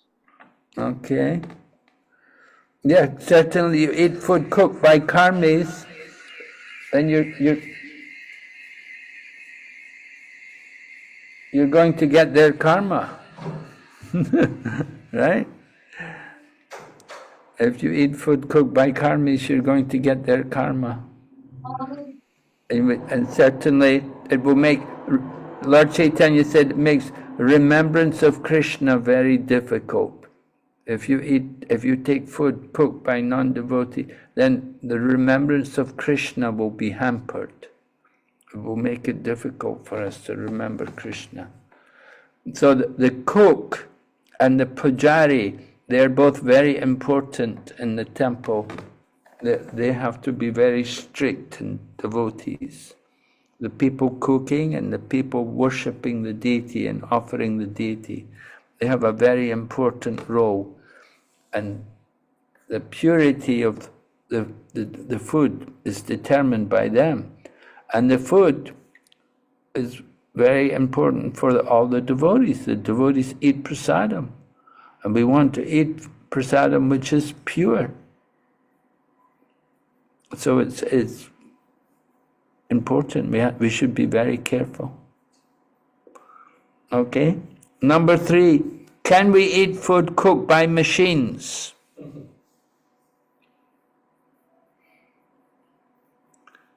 What kind of food is cooked by machines? Packet foods mostly. Like pasta.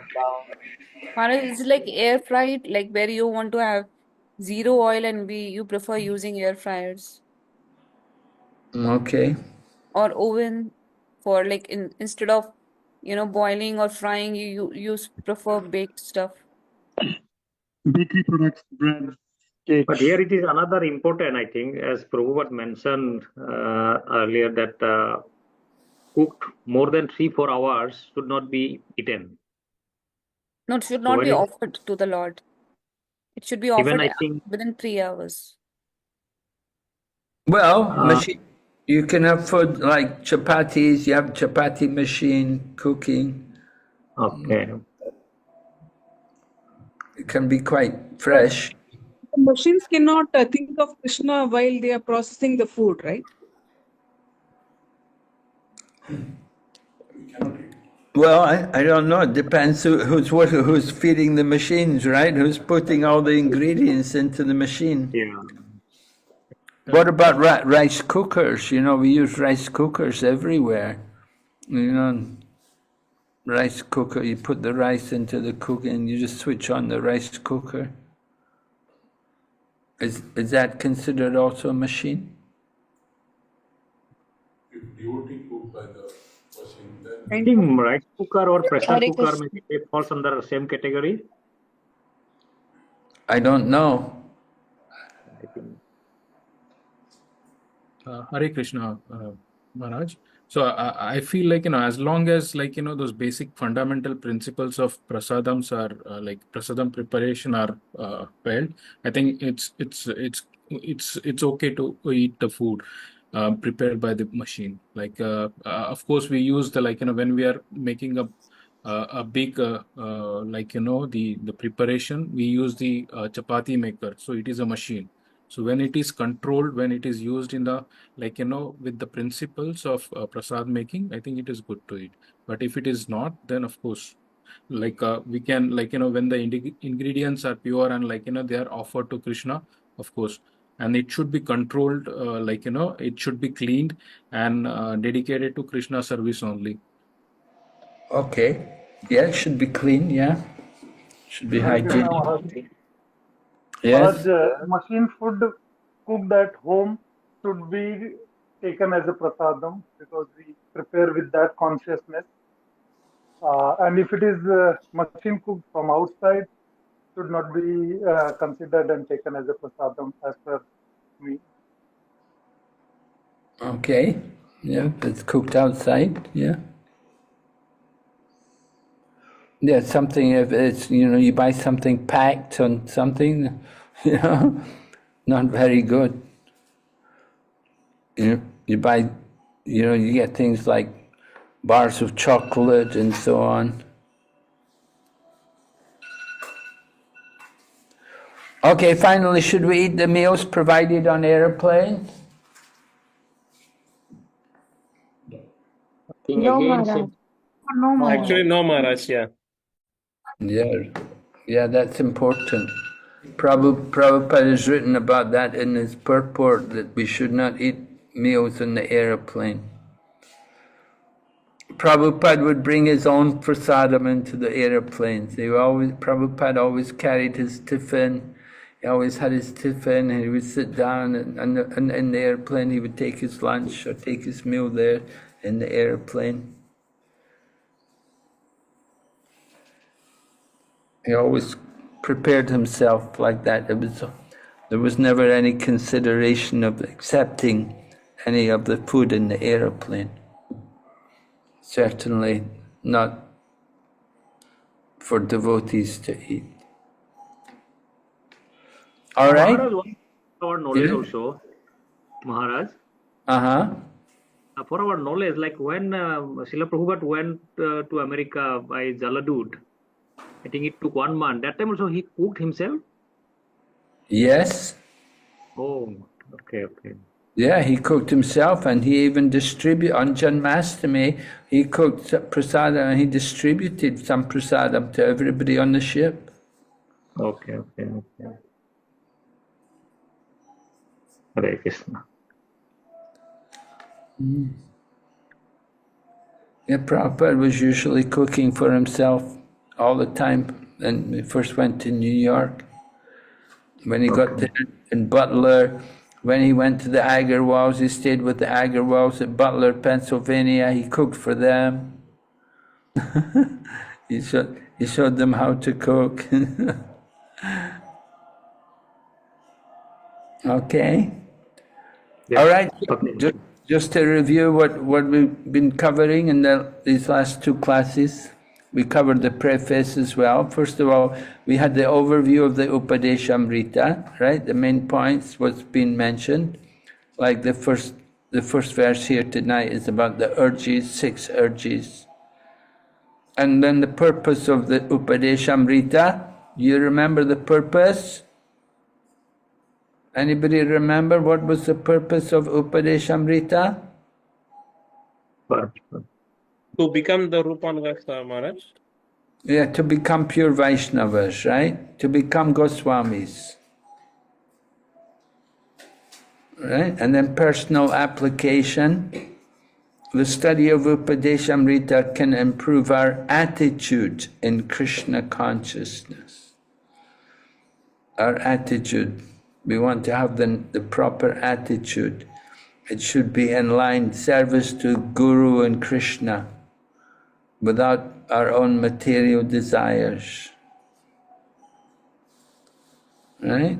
And then the appropriate means of controlling the six urges with reference to text 1 of Upadeshamrita. Right? How are we going to control the urge to speak? Someone can tell me, how will we control the urge to speak? We'll engage our tongue, Maharaj, in Krishna's glories and devotees. Yes, Sevas. chanting the holy name and talking about Krishna. And how to control the mind's demands.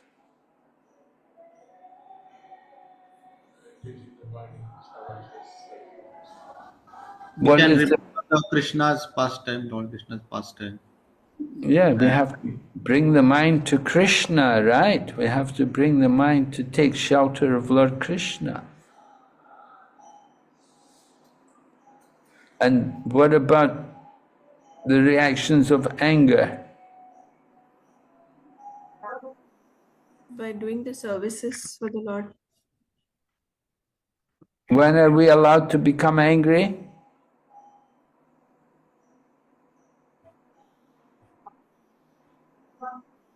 Only when we are in a control of anger. Yeah, but Prabhupada also gave example in some situations we could use anger. Yeah, like Hanuman, example of Hanuman. Sure. Yeah, someone attacks a devotee, or when somebody is critical of Lord Krishna or blasphemes our acharyas like that, then we can get angry with them. And if somebody's offensive, nasty, criticizing devotees or even attacking them, then we can get angry with them. So in that kind of situation, then the anger can be used. And then the tongue, the belly, and the genitals, right? The tongue has to be controlled. How to control the tongue? Hare Krishna. Eat Krishna by Prasad. By eating by Krishna eating Prasad. only Sharira Krishna Vidya Prasadam. Jal, Judindriya Tahikal. Taking prasadam, regulated times and regulated quantities, not overeating. And not just eating things which we're attached to, which we like. And be very careful about eating opulent dishes. Too many sweets, not good. Bhakti Siddhanta Saraswati Prabhupada mentions about should not take too much coffee or kheer or shrikand, these kind of things, very rich dairy products. We should be careful about eating too much of these kind of things. We should eat basic, naturally, basic diet, not opulent, not a lot of ghee and a lot of sugar, a lot of rich food is not good. That's not controlling the tongue. And the belly, don't put too much weight in the belly, especially in the night. And then the genital, use the genital to get Krishna conscious children. Get married and have a nice wife and produce Krishna conscious children. So previously we spoke about the importance of Rupa Goswami. Many people may be devotees of Lord Krishna, but not everyone is a devotee of Lord Chaitanya. And then of those who follow Lord Chaitanya, not everyone follows Rupa Goswami. And so Rupa Goswami is very important to us, that he is, we said Rupa Manjari, and he was empowered by Chaitanya Mahaprabhu to write about the pastimes of Radha and Krishna. And he gave us this Upadeshamrita, it's the essence of Lord Chaitanya's teaching. And then we explained how the Krishna consciousness movement is conducted under Srila Rupa Goswami. Rupa Goswami was a direct disciple of Chaitanya Mahaprabhu, and so he has given us this book Upadeshamrita, is telling us the instructions of Lord Chaitanya, the essence of Lord Chaitanya's instructions. He also gave us the Nectar of devotion, the Bhakti Rasamrita Sindhu. So two very important books. Prabhupada said Bhakti Rasamrita Sindhu is the handbook for devotees. So Rupa Goswami, he wrote these books and he's guiding us, teaching us. Here's a concluding quote from Prabhupada. In all spiritual affairs, one's first duty is to control his mind and his senses.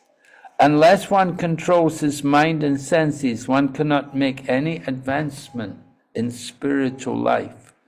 Everyone in this material life is engrossed in the modes of passion and ignorance. One must promote himself to the platform of goodness, sattva gun, by following the instructions of Rupa Goswami, and then everything concerning how to make future progress will be revealed. From the preface. Okay? And you can see that's Rupa Goswami's Samadhi. That's how it used to be. Of course, now it's all changed, it's all enclosed. They built a building over the Samadhi. But that's how it used to, this is how it used to look when we first went to Vrindavan. And Prabhupada was seeing the Samadhi from his own room, and he was meditating and praying to Rupa Goswami to guide him and to empower him to distribute Krishna consciousness to the world. Okay? So any questions?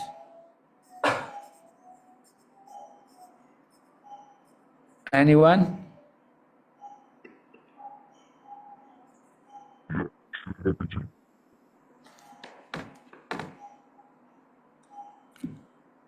Hare Krishna Maharaj. Yes, Hare Krishna. Maharaj, my question is like you said we should be controlling our tongue. We should not cook like very rich food, not too many varieties. But like when it comes to serve someone, like if we get a chance to serve any Vaishnava, any senior devotee, then should we really like follow these things, or should we try our best to serve to our best capacity? Well, I'm talking about your own situation, you know, in your own home, and when you're cooking for your family every day, you don't want to be cooking every day a lot of rich foodstuffs every day. Now, some special guest may come to your home. You may like to cook for him specially. He may take it, he may not. But you may like to prepare them for him, just to see. But it's not required. He may prefer it simply.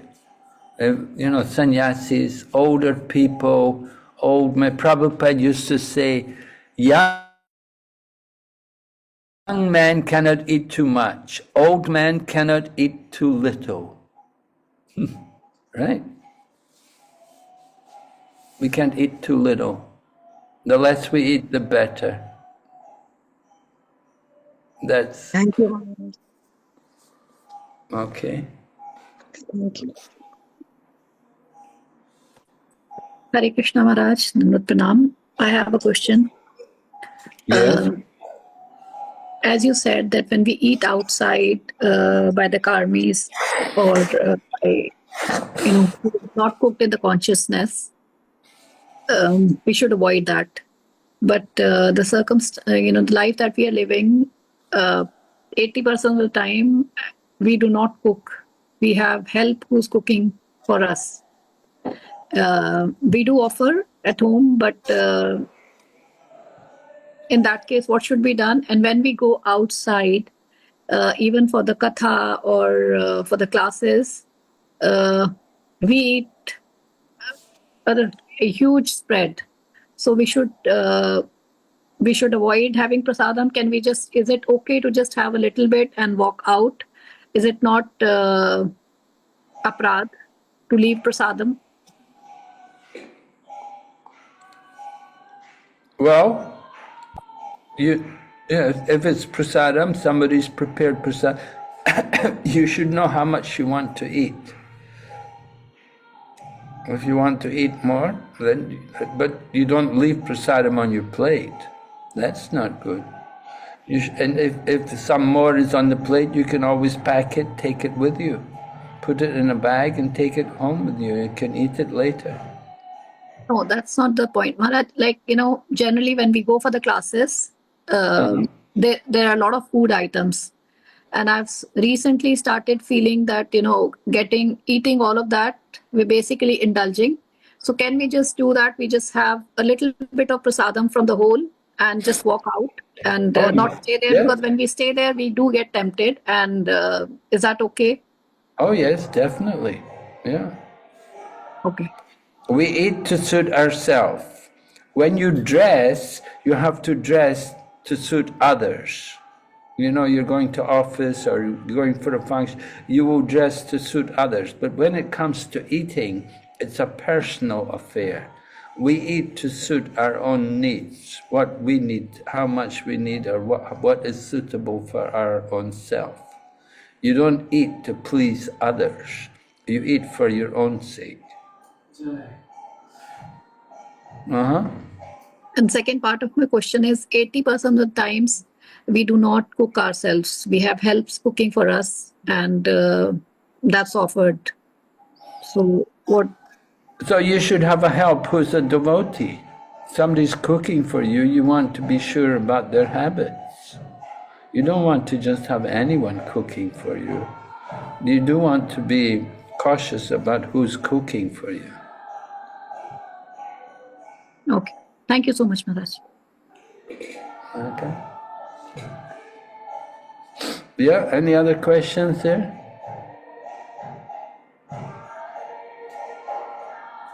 Okay, if there are no more questions, then we'll finish here tonight. So thank you all very much. Hare Krishna. Srila Prabhupada ki Jai. Jai. Hare Krishna. Hare Krishna. Hare Krishna. Hare Hare Krishna. Krishna Maharaj, thank Hare you. Krishna, Hare Krishna. Hare Thank you, Krishna. Maharaj. Danut Pranam Maharaj. Hare Krishna Loved Maharaj. listening to you. Hare Krishna. Hare Krishna.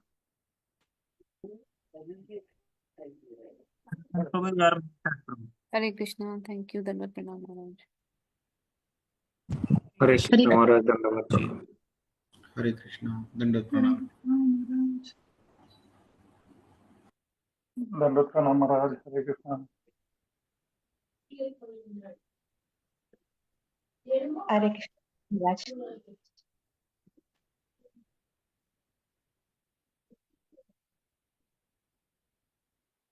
Hare Krishna, dear devotees, please accept my humble obeisances. Would you please share the previous class, the recording of the previous class? Is it possible?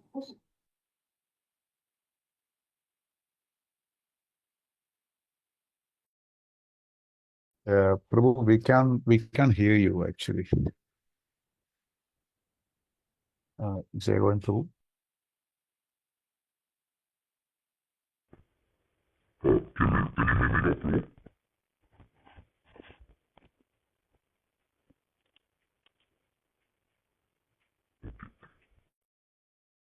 Can you hear me, Suresh Prabhu now? Can you hear me? Yeah. It's okay now, Prabhu. Okay. Yeah, Yuvati Sachi Mataji, yes, we will share the recordings. Did you miss the last class? Yes, the last class. Okay, so we will share it. Yeah. Okay.